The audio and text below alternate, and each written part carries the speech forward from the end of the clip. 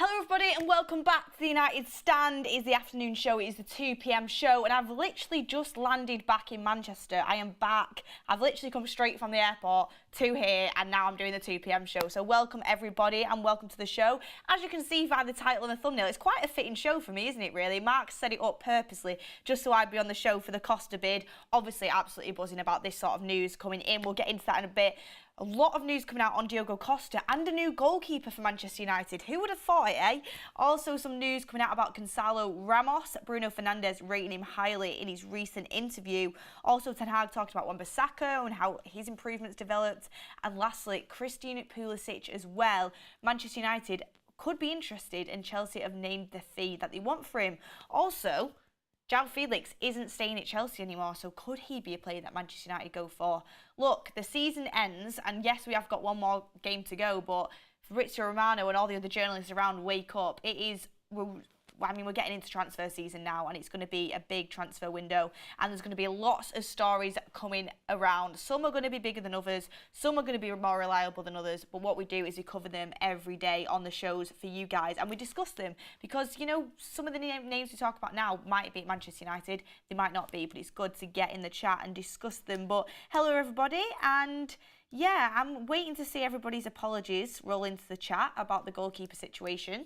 I'll wait for them to come in. Erik Ten Hag, I was actually a bit gutted. I wasn't a bit gutted. I was very gutted. I weren't on the forums the last couple of times while I was away. But obviously, De Gea made that brilliant penalty save. Brilliant. He's missed 4 this season, Mitrovic. But no, it was a really good save. And a lot of people were saying, I wasn't on the forum, but a lot of people were saying, Mark was saying I was too busy hiding in New York. Mark was telling me to swivel on it. A lot of you guys were saying, Beth, see, this is David De Gea's second penalty save. You know, since 2014, you need to open your eyes. And then the quotes come out from Erik Ten Hag, actual quotes from an actual interview saying, you know, he can't guarantee David De Gea is going to be his number one. You need position for places.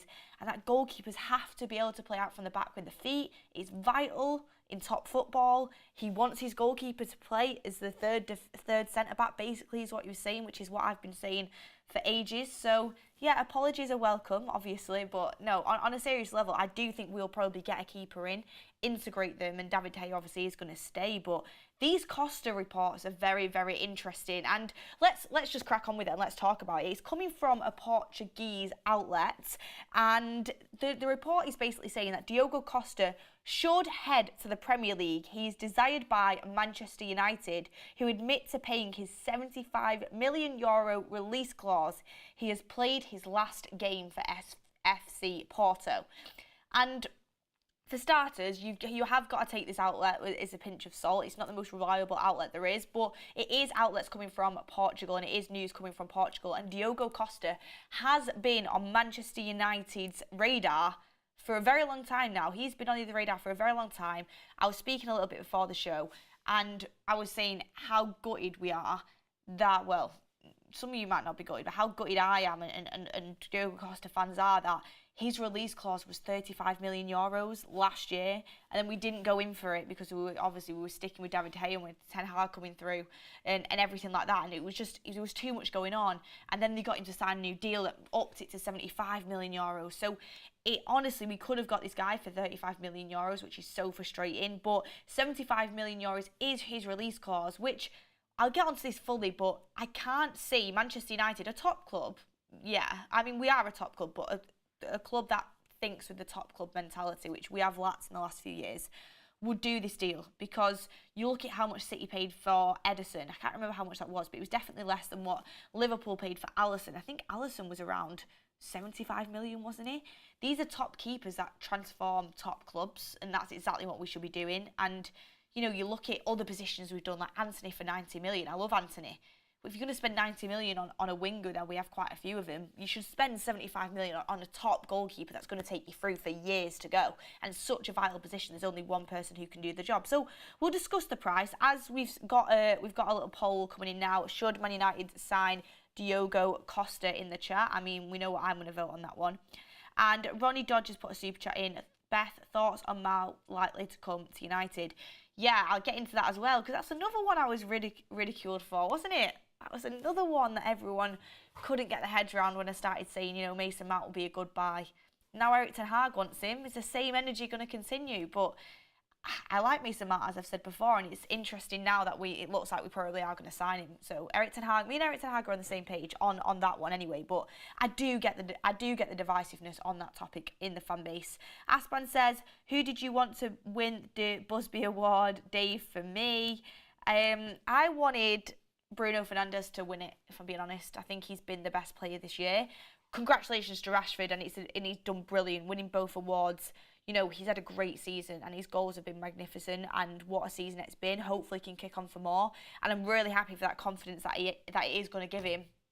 But as an overall player, I do think Bruno, Martinez, Casemiro, even Luke Shaw, I think at least one of them should have gone to another player, because we've had some top performers this year. I think both going to Rashford. It's a little bit much, but that's what the players vote for, and, you know, brilliant achievement from him, and it's nice to see an academy player coming up and getting that award that they haven't won for. I think it was Ryan Giggs that last won it, so brilliant for the club, brilliant for him, but I do think, you know, there's other contenders that definitely could have won it, for me personally. But let's get back onto the Costa. We're veering a bit off topic here, and then we'll move throughout the show. But on Diogo Costa, as I said, the 75 mil release clause, yes, it's a lot of money, but in the grand scheme of things, you will have this keeper for years to come. Usually you only have one player playing in that position. They're going to be needed for many, many games. It's a crucial part of the team. It's a crucial part of the build-up play. Diogo Costa for 75 million, if he performs at a high level, no one will speak about the price if he comes in and does well. That's what top goalkeepers are going to be nowadays. And plus, what you've got to think about is, if we sell Henderson to Forest for like 35 million, you're getting mostly profit off that because he's from the academy, he's homegrown. So you're getting a really good chunk of money there. So realistically, you're actually only paying around 35 million for, 40 million euros for Diogo Costa, which doesn't make it seem as bad. Yes, you've used some of the budget, but you're selling Henderson in return for that. So I think it'd be a really, really good deal to do, and he is going to be, I think, a generational goalkeeper. I know a lot of people have, you know, Beth wants David Raya, and I do really like David Raya. I think he's a brilliant keeper, and I would have him at United. But Diogo Costa is my top priority. I think he's 23 years old, and he just looks like he's going to hit some really, really good heights. Does he still have mistakes in his game? Yes, he does. Is he the fully finished project now? No, but could he be brilliant, and could he reach the top heights of a goalkeeper? Absolutely. And I'd be really disappointed for another club to manage to get this deal over the line, because, you know, this outlet is saying he is gonna leave Porto. He's played his last game and he should be heading to the Premier League. I hope it would be to Manchester United. We'll have to wait and see. Also, I was speaking to Mark, as you would have seen through the morning show. He is in the studio today. He's off. He's off having some sort of meeting. Who knows what he's doing? Probably going meet up with David De Gea, seeing how much he's going to pay him for his next bit of propaganda. I'm joking. I'm joking about that one.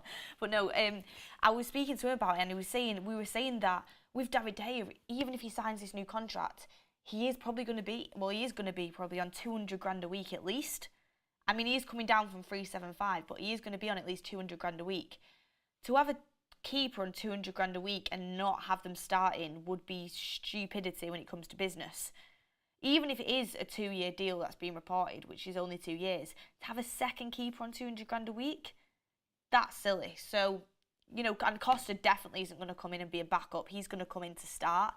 You're not paying 75 million euros for someone to be a backup. So it'll be interesting to see how this one works out. I honestly think we won't sign him just because I don't think the money's there. With the ownership situation, the financial fair play, we will sign a keeper, but I think, I would be open to this, going for the next Costa.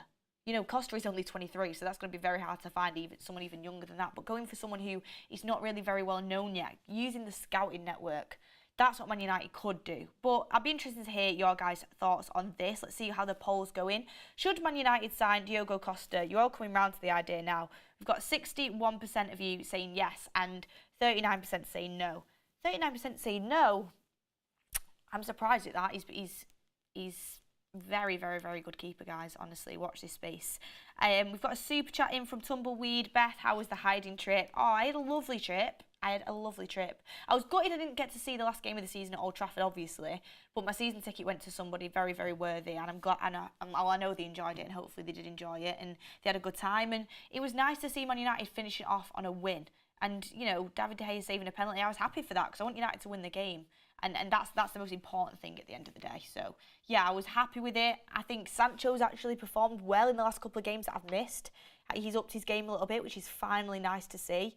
And I've said, you know, Man United have had a very good season. Ten Hag should be really, really happy with what he's done. You know, going from the worst ever points, a team that was in disarray, to the start of the season getting battered 4-0 off Brentford, losing against Brighton. Like, we were in the trenches, literally, bringing us to winning a cup and, you know, getting Champions League football and getting to another final where we will play Manchester City at Wembley and getting, you know, the fans and the players have that connection. Like, he's done very well, especially considering the, you know, the Weghorst signing in January, not having a striker, having the Ronaldo saga.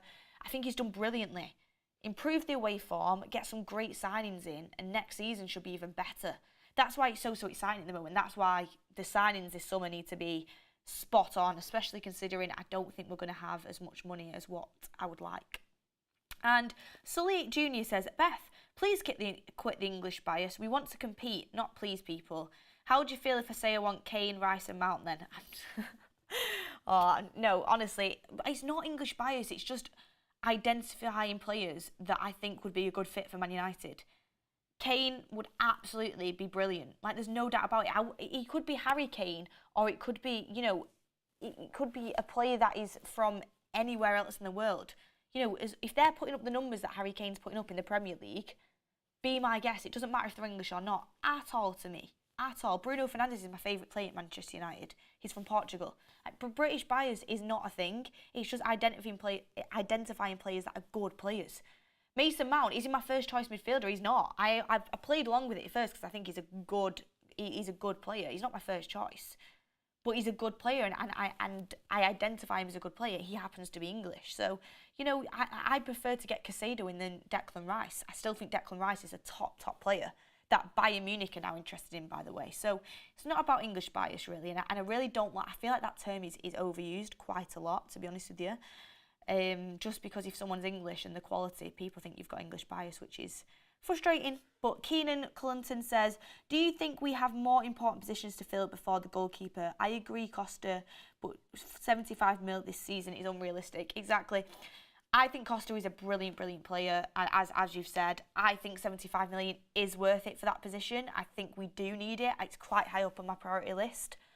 But do I think we'll do it? No. I think we will scout a younger player, and hopefully they have the ability to come in and, you know, be a challenger and transition into that first team keeper role. That's exactly what we want. So I'm just happy with the fact we are looking at transitioning another keeper in, whether that's a keeper that's ready now like Diogo Costa or David Raya, or whether we do go and scout someone for a little bit cheaper so we can spend in other areas. That's what's important to me, just identifying that.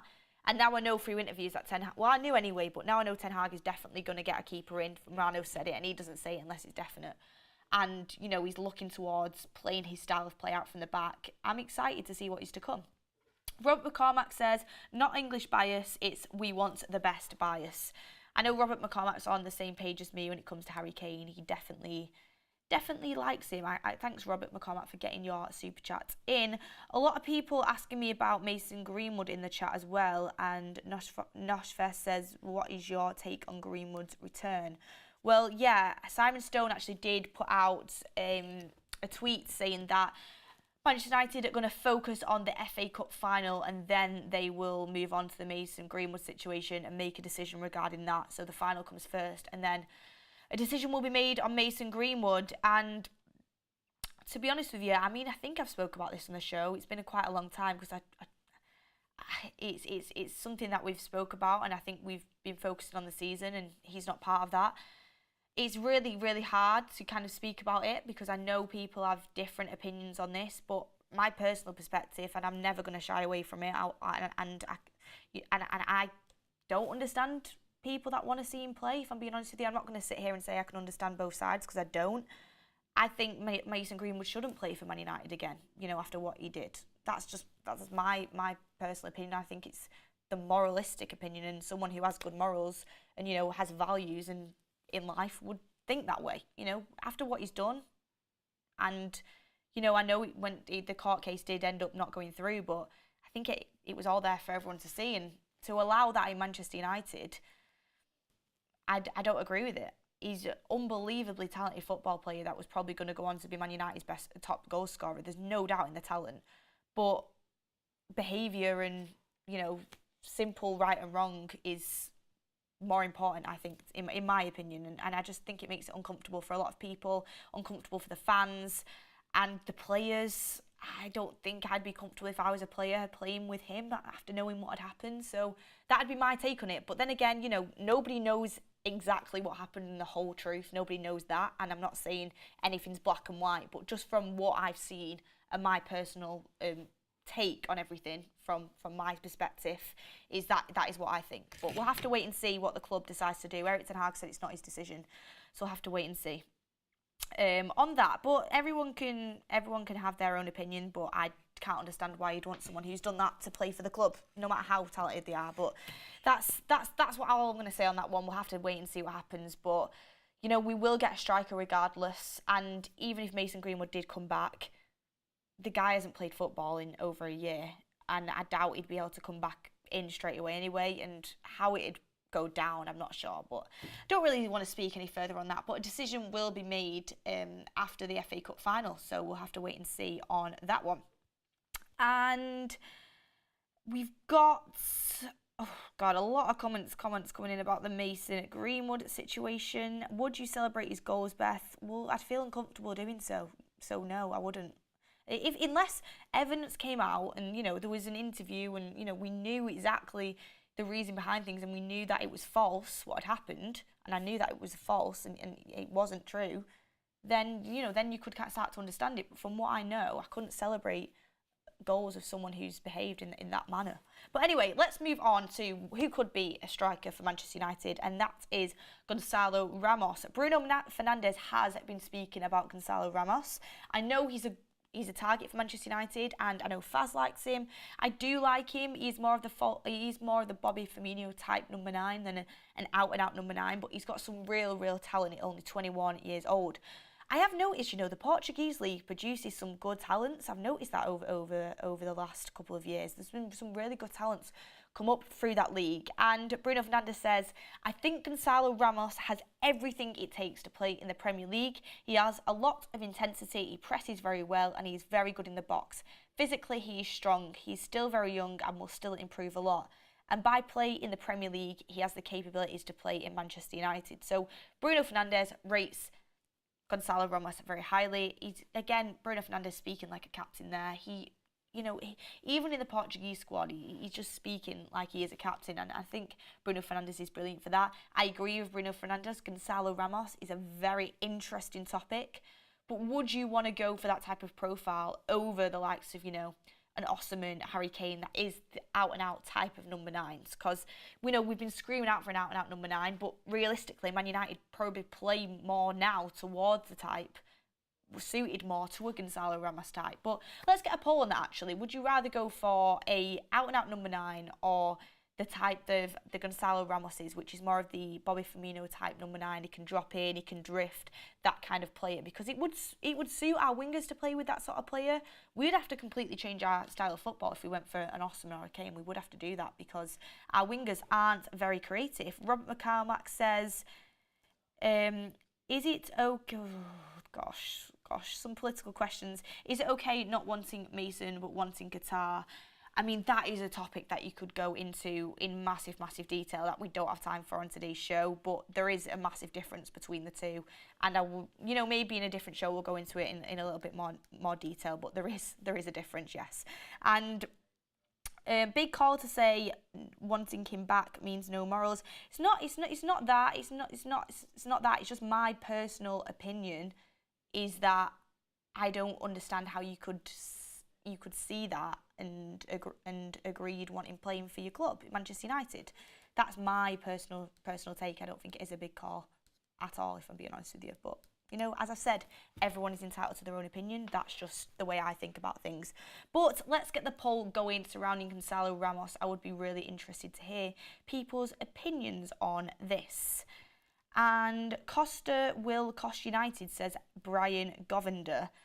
I don't think Costa will cost United. I think Costa will be a big improvement for Manchester United. And he's exactly the type of goalkeeper that we need. But everybody else, again, have your own opinions. Gonzalo Ramos to Man United, the poll is now in the chat. Yes or no? I'm going to go with... I like Gonzalo Ramos. I've got to say, 21 years old as well. He's got so much talent. And if Bruno Fernandes is rating him, you know, I rate him as well. Although Bruno Fernandes does rate David Gea, so maybe not. I'm joking, guys. The banter, some people don't understand it sometimes. Anyway, let's move on to a little bit more about Bruno Fernandes as well. And this was an interesting take. And again, this is why I can see the opposite side where people like Man United need an out-and-out number 9 that is going to score goals other than Rashford. Because Rashford's obviously not an out-and-out number 9. He's a very good goal scorer, but he's not somebody that is going to be able to play the out-and-out number 9 role consistently. Bruno Fernandes has assisted the most XG of any player in the Premier League this season, 16.8, although his teammates only scored 8 goals from those passes. And he beats Kevin De Bruyne at 13.9, Kieran Trippier at 12.4, Trent Alexander-Arnold at 11.5, and Pascal Gross at 10.5. So again, Bruno Fernandes, if we were finishing the chances that he's creating, he would be top assister in the league. That's kind of what them stats are saying. Obviously, stats don't mean everything, everybody, and chances created sometimes can be a little, you know, a little bit off. But this is talking about assists, and to assist the most XG of any player in the Prem. We know Bruno Fernandes, you know, could have had so many more assists. Our conversion rate has been poor. This is another reason why it's so important to get a striker in that suits Man United, whether that be a Gonzalo Ramos type or a Harry Kane type. Harry Permain says, I feel like Jan Sommer will be the goalkeeper that comes. I like Jan Sommer, but no, I don't. He wouldn't be my choice, to be honest, to be the one that comes to Manchester United. I know he's not staying at Bayern, I don't think.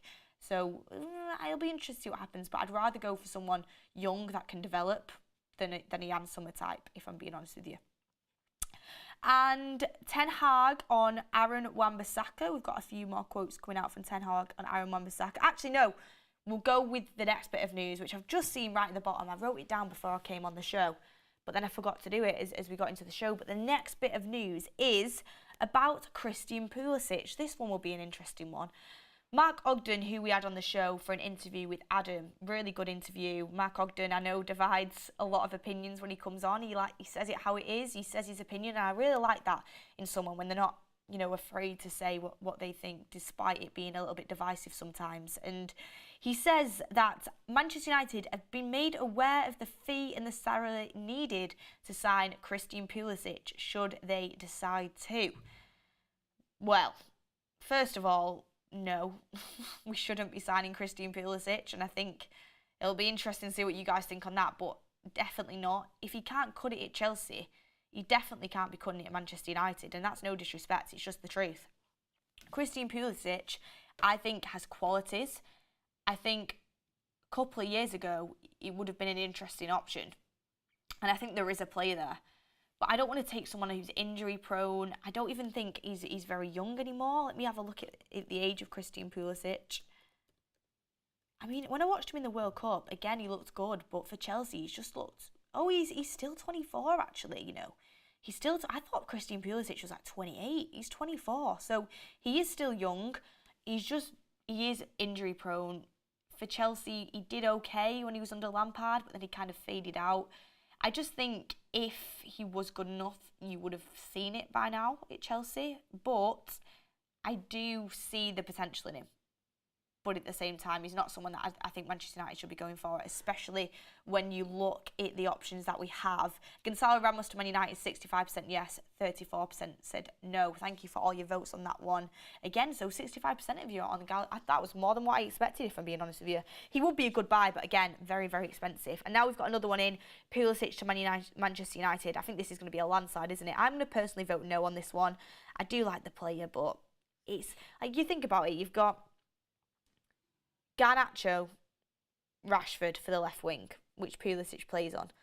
You've then got Sancho, Anthony, Ahmad, Palestri.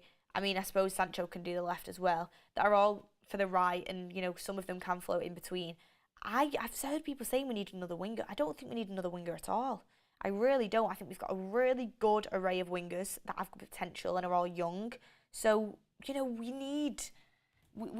need to be getting a winger in, and we've been linked to Pulisic so many times that I think it's probably his agent and him trying to get a move out of Chelsea. He obviously doesn't want to be there, and I think Man United is obviously a name that can be used sometimes to get you a move out of somewhere and kind of get the rumours circulating on your transfer. But he's a decent player, Pulisic, but he's definitely not the type of player I think Manchester United should be going for this summer, and definitely not a priority.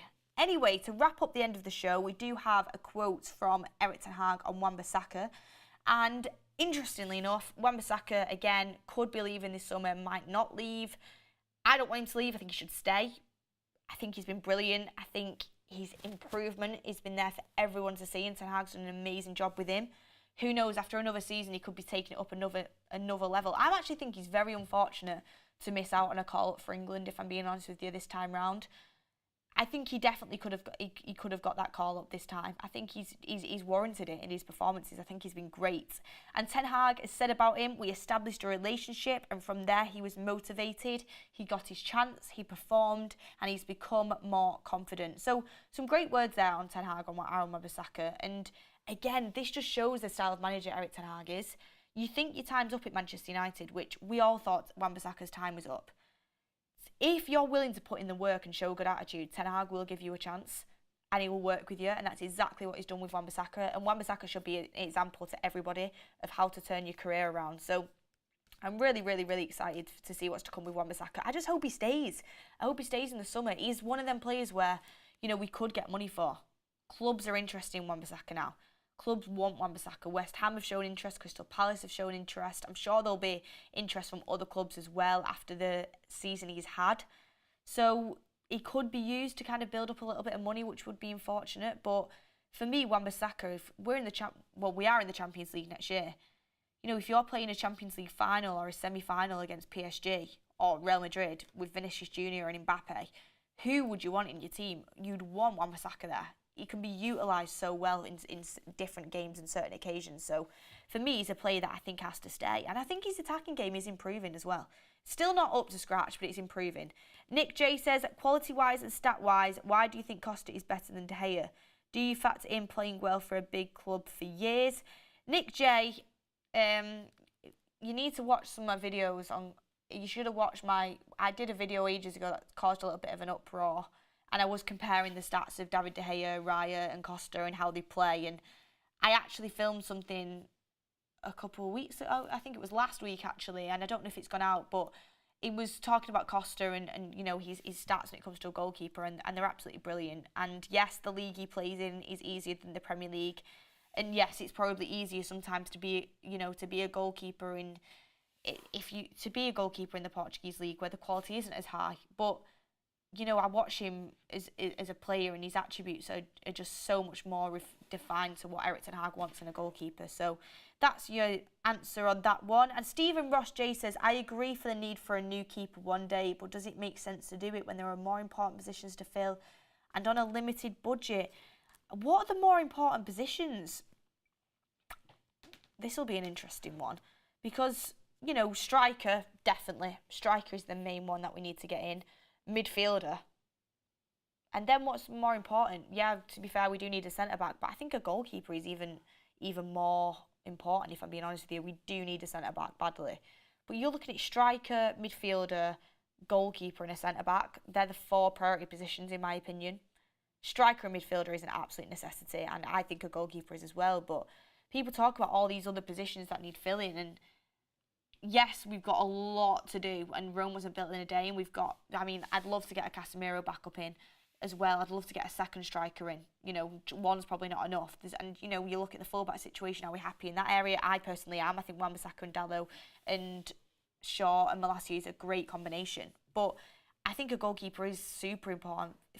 Again, it starts from the way that Erik ten Hag wants to play, out from the back. But we'll have to wait and see what happens. I do think we are going to be on a limited budget, and maybe we'll have to, scout a younger keeper in. But for now, we'll see if this news heats up a little bit. Diogo Costa headed to the Premier League, apparently, according to the Portuguese outlets we showed you at the start of the show. But again, take it with a pinch of salt. This will probably start to heat up, especially since that interview came out and Romano put the news about Man United getting a new goalkeeper.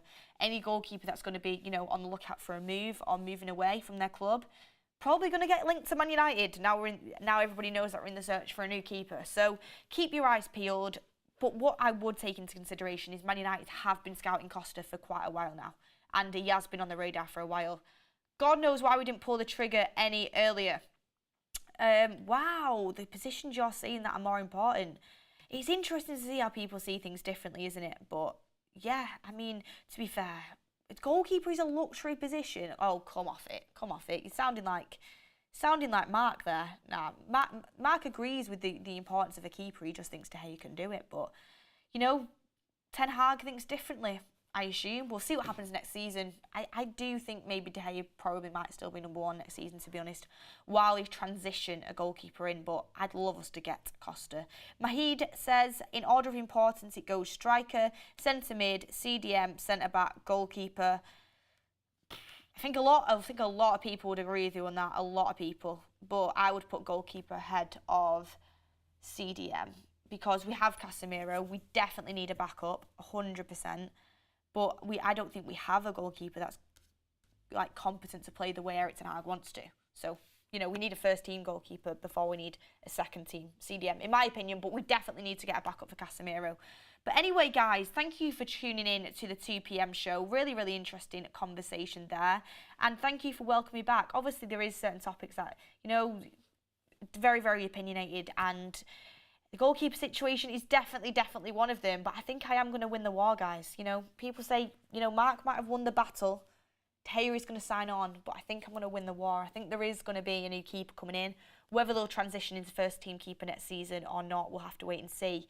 And also, it'll be interesting to see what striker we do go for, honestly. Gonzalo Ramos has been linked. I saw Dusan Vlahovic before. Kane, Osimhen. I'm going to be honest and think, I actually think, we might just sign Ferguson or Højlund. I don't know if we're going to spend massive on a striker, which worries me because we need to. But they're both good players, Højlund and Ferguson. But Man United need to sign somebody who can start now and score goals instantly and be comfortable. That's going to cost you 100 million in this market for anybody. It is going to. But I mean, you look at City getting Haaland out there for just over 50 million. It's crazy, isn't it?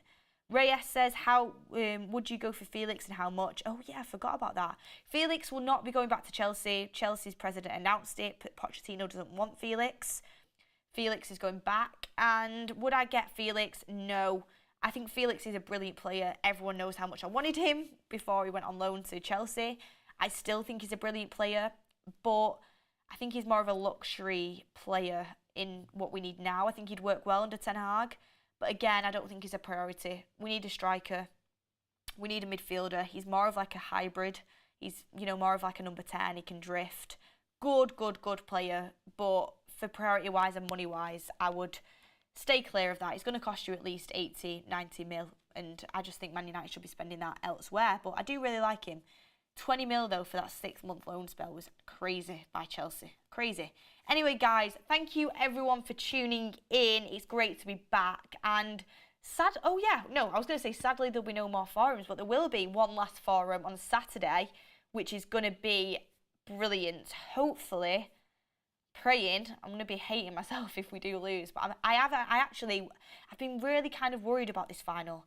But I've just had the last couple of days a really big feeling that we are going to win it. So I'm excited for Saturday. It's a really big opportunity for our players.